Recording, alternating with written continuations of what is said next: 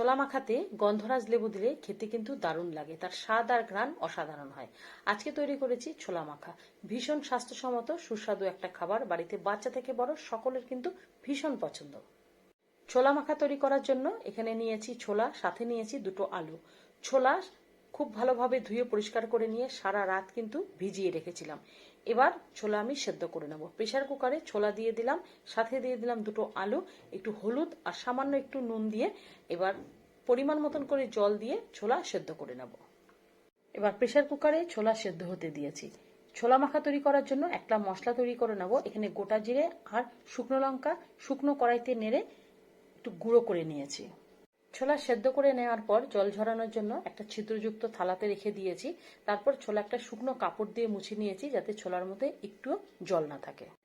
ছোলা মাখার জন্য নিয়েছি কুচনো কাঁচা লঙ্কা, সাথে নিয়েছি টমেটো, পেঁয়াজ, সাথে নিয়েছি শসা, গন্ধরাজ লেবু আর আলু সেদ্ধ করে নিয়েছিলাম, ওপরের খোসা ছাড়িয়ে খুব ছোট ছোট করে কেটে নিয়েছি চাট মশলা, বিট নুন আর আমচুর পাউডার। ছোট ছোট করে কেটে নেওয়া আলুর মধ্যে সেদ্ধ করে নেওয়া সেই ছোলা দিয়ে দিয়েছি, দিয়ে দিলাম টমেটো, শসা, পেঁয়াজ যতটা সম্ভব পেরেছি কুচিয়ে নিয়েছি, স্বাদ মতন করে কাঁচা লঙ্কা, তার মধ্যে দিয়ে দেব ভাজা মশলাটা, যেটা জিরে আর শুকনো লঙ্কা ভেজে নিয়েছি, সাথে ধনিয়া পাতা কুচনো দিয়ে দিয়েছি, এর মধ্যে আমচুর পাউডার, বিট নুন, সাথে চাট মশলা দিলে ছোলা মাখা খেতে কিন্তু দারুণ লাগে। এখানে আমি তেঁতুলের রস ব্যবহার করলাম না, আপনাদের যদি মনে হয় তেঁতুলের রস ব্যবহার করে নেবেন।